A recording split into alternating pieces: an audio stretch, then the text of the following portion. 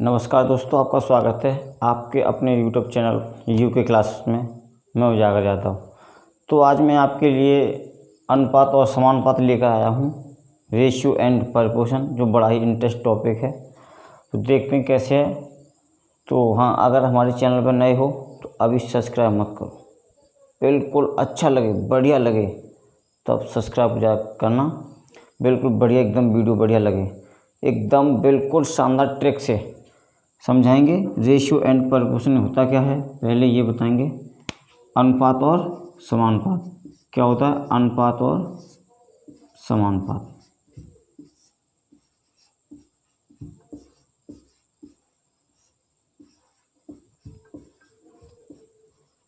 क्या होता है दोस्तों? अनुपात और समानुपात। रेशियो क्या होता है? रेशियो पहले ये देखेंगे हमारा रेशियो और प्रपोर्शन होता क्या है। रेशियो क्या होता है? रेशियो होता क्या है? रेशियो होता क्या है? रेशियो होता क्या है? किसी दो सजातीय राशियों के बीच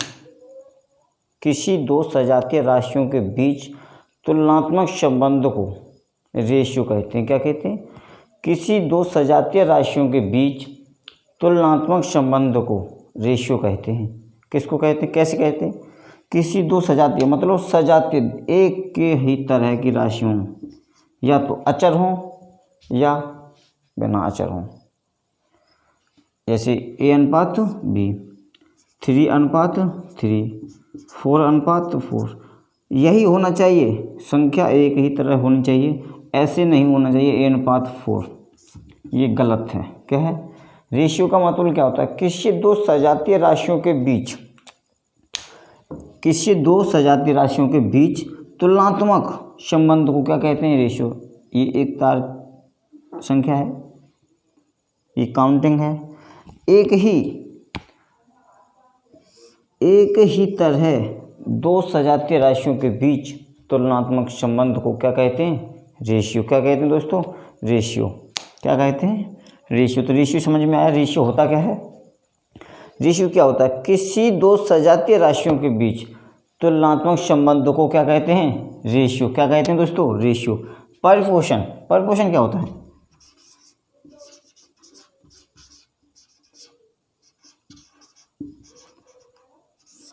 मतलब समानुपात। क्या?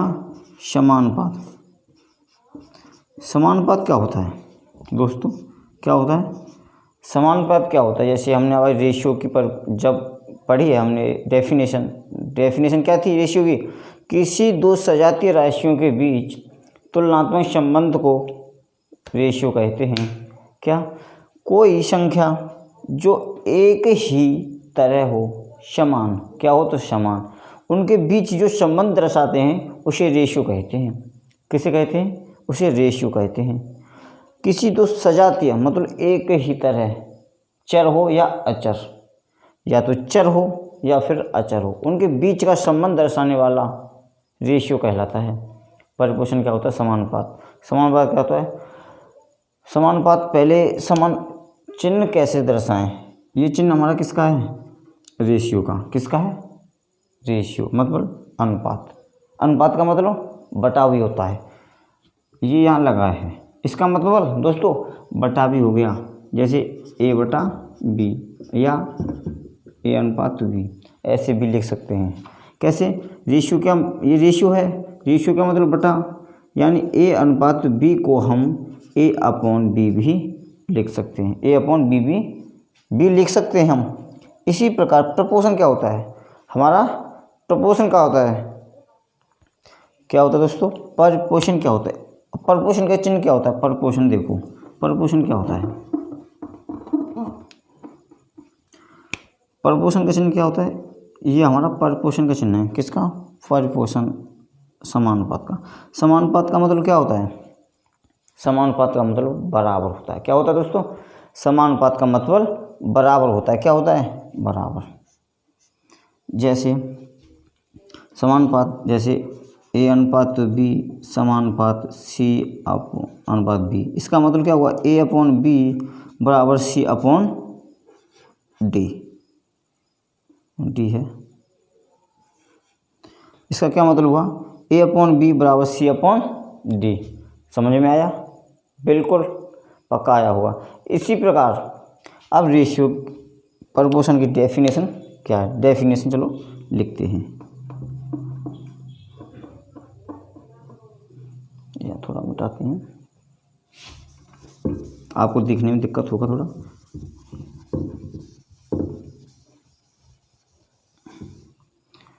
अब प्रपोर्शन क्या होता है? प्रपोर्शन, अब प्रपोर्शन क्या होता है? जब दो अनुपात, क्या होता है? जब दो अनुपात आपस में बराबर हों। क्या हों? जब दो अनुपात आपस में बराबर हों, उसे क्या कहते हैं? समानुपात। जैसे मैंने अभी बताया है, ये हमारा समानुपात का चिन्ह है। किसका है? समानुपात। समानुपात का मतलब बराबर, खुद ही समझ जाएंगे आप। जब दो राशि, जब दो अनुपात आपस में बराबर हों उसे समानुपात कहते हैं। ये तो डेफिनेशन बहुत सरल है। जब कोई दो अनुपात आपस में बराबर हों तो उसे समानुपात कहते हैं। किसका केस होता है वो? समानुपात का केस कहलाता है। कब कहलाता है? जब दो अनुपात आपस में बराबर हों। तो किसका केस कहलाता है? समानुपात का। किसका केस कहलाता है दोस्तों? समानुपात का। समानुपात का केस कहलाता है। किसका कहलाता है? समानुपात का। समानुपात समझ गए, प्रपोर्शन रेशियो समझ गए, प्रपोर्शन समझ में आ गया। प्रपोर्शन में एक और डेफिनेशन होती है हमारी। क्या डेफिनेशन? वो एक मोस्ट चीज़ है, नोट समझने के लिए होता है वो। प्रपोर्शन रेशियो में प्रपोर्शन में थोड़ा अंतर है, डिफरेंट है। समानुपात प्रपोर्शन समझाते हैं। प्रपोर्शन में होता क्या है? जैसे प्रपोर्शन हमको क्वेश्चन ऐसे दे रखा होगा, A/B समानुपात C/D। अब हमको इसमें एक देखना होता है, इसमें इनर और आउटर का गुणा होता है। इनर क्या होता है? आउटर का। जैसे बाहर का गुणा, अंदर का गुणा। अब आप सोच रहे होगे सर बाहर का गुणा और अंदर का गुणा क्यों होता है? वो समझाऊंगा मैं। जैसे हमको पता है प्रपोर्शन का मतलब, समानुपात का मतलब बराबर होता है। किसका होता है? समानुपात का मतलब क्या होता है दोस्तों? बराबर। क्या होता है? बराबर। क्वेश्चन क्या है हमारा? A/B बराबर समानुपात C/D। अब हम इसको A/B बराबर C/D लिख सकते हैं। आप तो समझ गए दोस्तों, कैंची गुणा। तो किसका? ए का किसके साथ हुआ? D का। तो किसके साथ होगा? D से। और B का? C से। तो आउटर का गुणा करते हैं और इनर का गुणा करते हैं। कैसे करते हैं? इनर का गुणा और आउटर का गुणा करते हैं। मतलब बाहर का और अंदर का गुणा करते हैं। अब एक क्वेश्चन लेते हैं। अब हम क्वेश्चन लेते हैं। फर्स्ट क्वेश्चन क्या है? क्वेश्चन लेते हैं हम, किसी समानुपात के 3 पद लेते हैं अपनी तरफ से। किसी समानुपात के 3 पद 4, 6, 8, क्या 4, 6, 8 हैं, तो चतुर्थ पद क्या होगा? तो चतुर्थ पद क्या होगा दोस्तों? क्या होगा? क्या है पद? 4, 6, 8। क्या है? 4, 6, 8। तो चतुर्थ पद पता नहीं। क्या नहीं पता? चतुर्थ पद नहीं पता। क्या है चतुर्थ पद? कोई पता नहीं है क्या चतुर्थ पद है। कैसे निकालेंगे हम? तो हम इससे पहले अपने हिसाब से लिखेंगे। क्या है इसमें? समानुपात। तो हम समानुपात के तरह लिखेंगे। कैसे लिखेंगे? 4:6 समानुपात 8:x। अब मैंने आपको बताया समानुपात में इनर का गुणा और आउटर का गुणा होता है। कोई दिक्कत नहीं, इनर का कर दो, आउटर का कर दो। तो 4 × x बराबर 6 × 8, 4 दूनी 8, x बराबर 12, 6 × 2 12। क्या हुआ? चतुर्थ पद हमारा क्या निकल के आया? 12। क्या निकल के आया? 12। किसी समानुपात के 3 पद 4, 6, 8 हैं, तो चतुर्थ पद क्या होगा, मतलब फोर्थ पद क्या होगा। 3 पद दिए हैं, 3 पद, फर्स्ट सेकंड थर्ड। अब फोर्थ पद क्या होगा, फोर्थ मतलब चतुर्थ पद क्या होगा। चतुर्थ पद हमारा क्या निकला 12, क्या निकला 12। चतुर्थ पद क्या निकला 12। इसी प्रकार और एक और क्वेश्चन लेते चलो। तुम्हारा सेकंड क्वेश्चन है A/B बराबर 2:8, B/C बराबर 8:5। तो इस क्वेश्चन में पूछ रहा है A/B/C बराबर क्या, A/C बराबर क्या।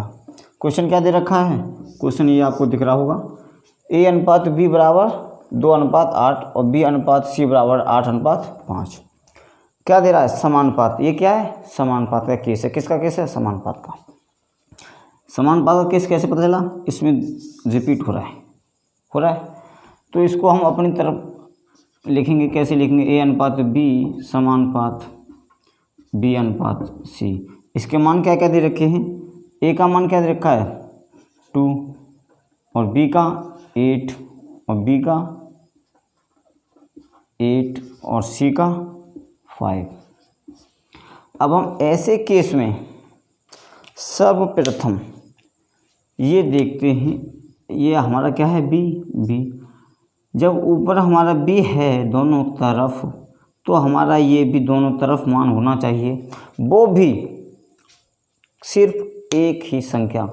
यहाँ 8 है तो यहाँ भी 8 होना चाहिए, यहाँ 4 है तो यहाँ भी 4 होना चाहिए, यहाँ 6 है तो यहाँ भी 6 होना चाहिए। इन संख्या से हमारा कोई लेना देना नहीं है। सवाल में तो आएगा इसका नंबर, काउंटिंग होगी, लेकिन अभी सिर्फ हम इसकी तुलना करेंगे। यहाँ 6 है तो यहाँ भी 6 होना चाहिए, यहाँ 4 है तो यहाँ भी 4 होना चाहिए, यहाँ 3 है तो यहाँ भी 3 होना चाहिए, यहाँ भी 3 होना चाहिए। इसी प्रकार तो हमारा ये संख्या 8 इधर भी है और 8 इधर भी है। तो डायरेक्ट आंसर कैसे लिखेंगे, आंसर पूछ क्या रहा है, A/B/C। A का मान कितना है 2 और B का 8 और C का कितना है 5। First answer. सेकंड में क्या पूछ रहा है, A/B। A का मान क्या है दोस्तों 2 और C का 5। समझ में आ गया आंसर। अगर ये बराबर ना हो, यहाँ हो 6 और यहाँ हो 8, तो क्या करेंगे सर, आपकी समझ में आ रहा होगा, क्वेश्चन ये उठ रहा होगा। अगर यहाँ 4 हो या 6 हो, यहाँ 8 हो या यहाँ 10 हो, तो क्या करेंगे, वो भी समझाऊंगा मैं अभी। क्या करेंगे चिंता मत करो, समझाएंगे। अभी क्वेश्चन इसी की टाइप लेंगे जहाँ ये समझ में आए। अब अगला क्वेश्चन लेते हैं। तो हमारा अगला क्वेश्चन है सिर्फ उसी टाइप का है, वही क्वेश्चन है, सिर्फ इसमें संख्या चेंजिंग दे रखी है ताकि आपकी समझ में आ सके। जैसे अगर कॉमन ना बने फिर उसको कैसे घटा बढ़ा के चेंजिंग करेंगे तो आपकी समझ में आ सके। क्वेश्चन वही है, A/B बराबर 2:2 और B/C बराबर 3:4। क्वेश्चन वही है, उसमें यही पूछ रहा है A/B/C बराबर क्या और A/C बराबर क्या। तो इसको हम अपनी तरफ से कैसे लिखेंगे, A/B समानुपात B/C कैसे लिखेंगे। तो A का मान क्या है 2 और B का 2 है और इधर क्या है B का मान 3 और इधर क्या है 4। समझ में आ गया। अब आप ये तो सोच रहे होंगे सर ये तो मिल गए, लेकिन इनके मान बराबर नहीं मिले। जब इनके मान बराबर करेंगे तो कैसे करेंगे, किस टाइप करेंगे, वो मैं आपको समझाऊंगा। जब ऐसा केस आपको दिखे तो सबसे पहले ऐसे बना के लिखना है। अब इसमें हम क्या करना है, हमको दोनों तरफ ऐसा मल्टीप्लाई करना है, ऐसी संख्या से मल्टीप्लाई करना है कि ये दोनों बराबर हो जाएं। इनका कोई मतलब नहीं है ये ज़्यादा हो जाएं या कम हो जाएं, इनकी कोई टेंशन नहीं है। लेकिन जब ये हमारे B हैं इधर और इधर, तो इनके मान बराबर होना चाहिए। क्या होना चाहिए, इनके मान। तो हम ऐसी संख्या से मल्टीप्लाई करेंगे कि दोनों के मान बराबर हो जाए। कैसे करें, पहले 2 से करते हैं। किससे करते हैं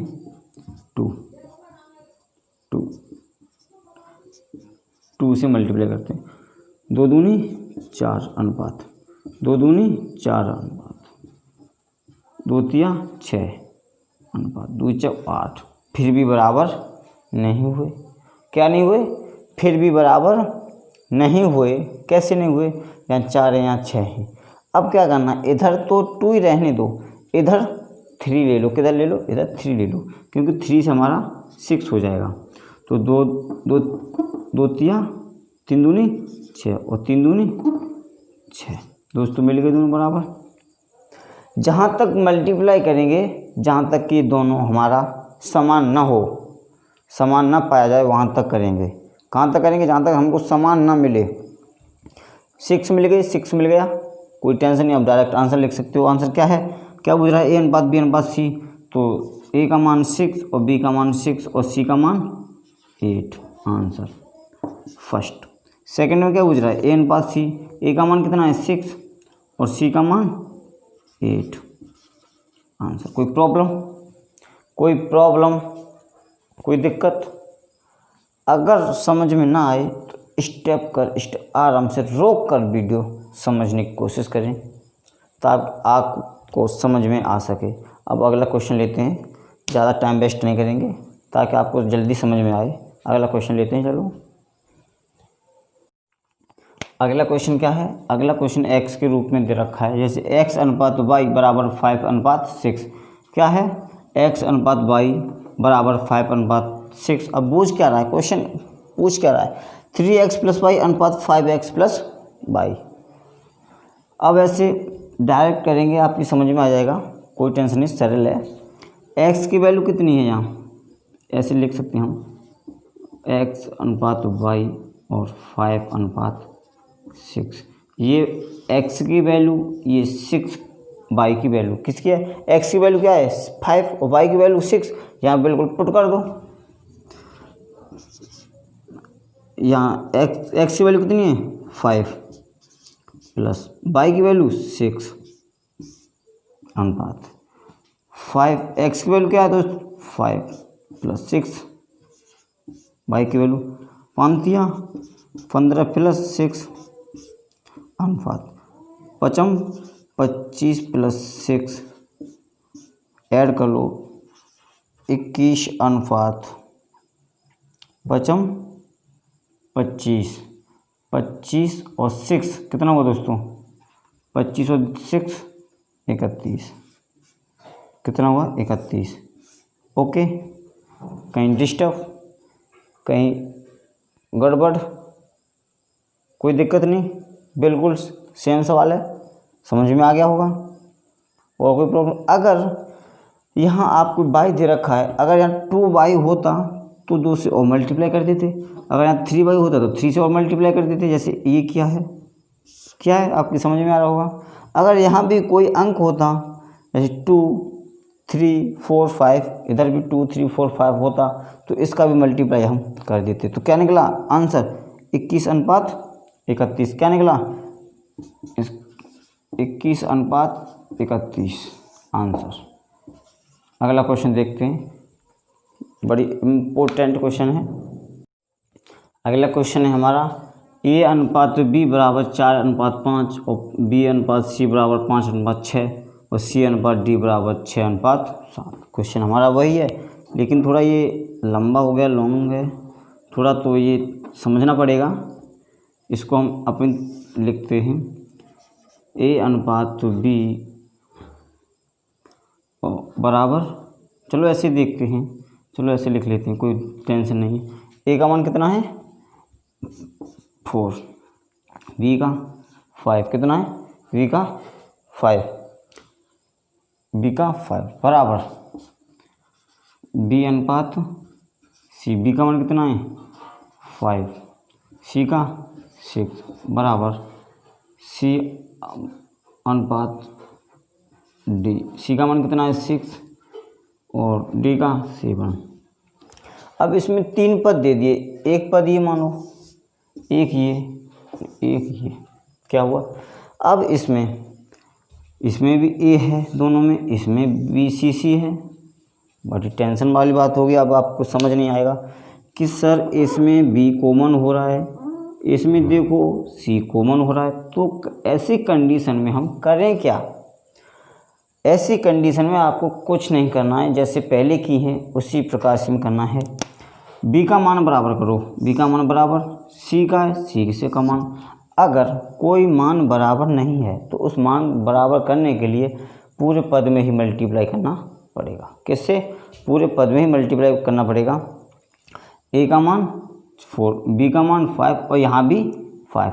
दोनों तरफ जहाँ जहाँ b मिल रहा है वहाँ वहाँ b का मान सेम होना चाहिए पूरे पद में। जैसे यहाँ भी b होता हमारा तो यहाँ भी 5 होना चाहिए हमारा। जैसे यहाँ c का मान 5 है तो यहाँ भी c का मान 5 होना चाहिए। यहाँ 6 है तो यहाँ भी 6 होना ज़रूरी है। अगर यहाँ c है, यहाँ c नहीं होता है, यहाँ b है, सपोज करो यहाँ b है तो यहाँ b का 5 क्या है, यहाँ भी 5 है तो यहाँ भी 5 होना चाहिए, यहाँ भी हमारा 5 ही होना चाहिए। इसी प्रकार जहाँ जहाँ मिले b या a या c उसका मान वो उस पद में बराबर होना चाहिए। अब पूछ क्या रहा है, a अनुपात c बराबर क्या? a का मान कितना है 4 और c का कितना है दोस्तों 6। कितना है 6। a का 4 c का 6। आंसर कोई दिक्कत, कोई प्रॉब्लम इन दिस कोई प्रॉब्लम बता देना। अगर ये वीडियो आपको अच्छा लगे तो चैनल को सब्सक्राइब करें और हाँ लाइक करें।